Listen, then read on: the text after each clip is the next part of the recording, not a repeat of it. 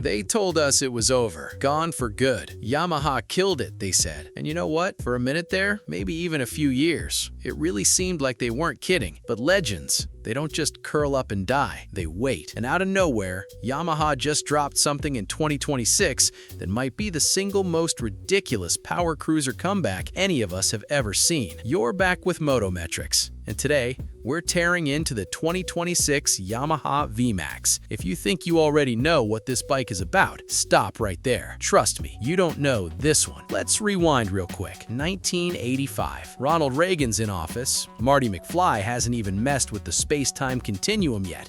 And Yamaha rolls out a motorcycle so bonkers, so over the top, so stupidly powerful that dealers were supposedly terrified to sell it on payments.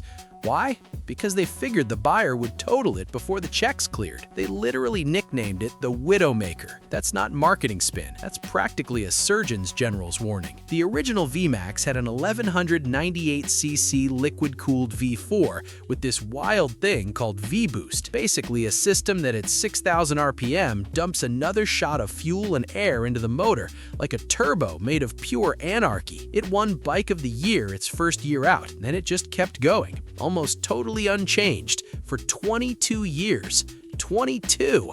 Your phone's junk after 2, but this thing took 2 decades before Yamaha even felt like messing with it. Then 2009 happened. Bigger, meaner. Second-gen VMAX grew to 1679cc V4, cranked out 197 horsepower, and ripped a quarter mile in 10.86 seconds.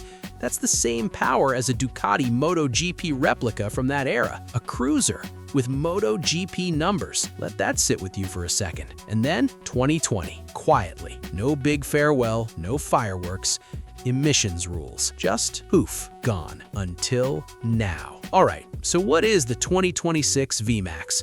Let's get into the greasy bits. Under that sculpted gas tank lives a brand new 1700cc V4, Euro 6 compliant, fully fuel injected, and according to Yamaha, good for about 200 horsepower and 165 newton meters of torque.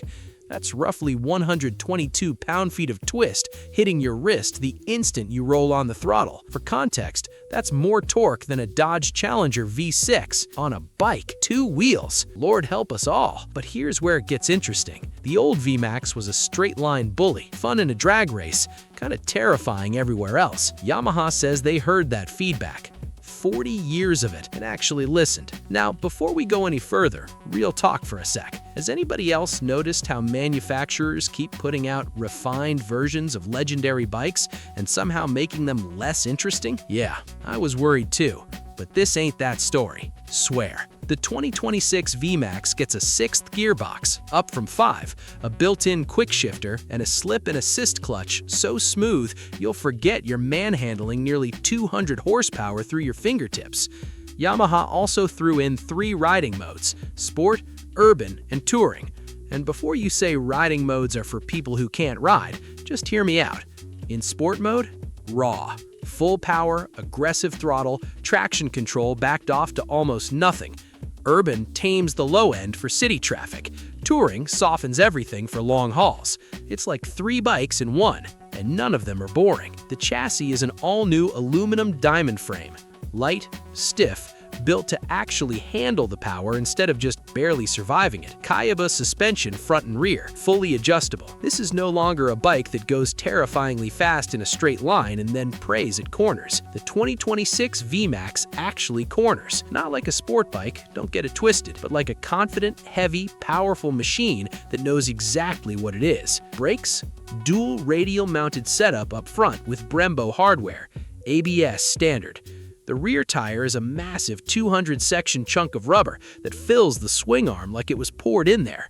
Looks aggressive standing still. Rolling? Looks like something you should probably just stay out of the way of. And the tech? Oh yeah, Yamaha didn't forget. Full-color TFT display, smartphone connectivity, Bluetooth pairing, navigation support, ride data, the whole deal. Pairs with your phone through the Yamaha My Ride app so you can check stats, adjust settings, even lock the bike remotely. The LED matrix headlight is sharp and angular, a modern nod to the angry face that made the original VMAX so unmistakable. Weight comes in around 299 kilograms wet, so no, it's not a light bike. Nobody buys a VMAX to do gymkhana.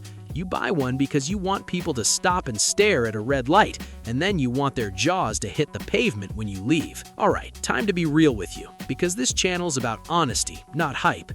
Everything you just heard, every spec, every dollar, every detail, this is a concept. The 2026 Yamaha VMAX, as described here, does not yet exist as a production bike. What you just experienced is a fully realized, deeply researched, engineering-grounded look at what a 2026 VMAX should be, could be, and if there's any justice in the motorcycle world, will be. Yamaha's got the tools, the legacy, the talent. The only question is whether they've got the guts to bring the legend back. And honestly, after watching this, don't you kind of want them to? Drop a comment. Would you buy this bike if Yamaha built it exactly like this? I genuinely want to know. This community's opinion matters. If you're already down the rabbit hole of iconic motorcycle stories, there's a perfect video waiting for you on the end screen right now. Hit it. I'll see you there.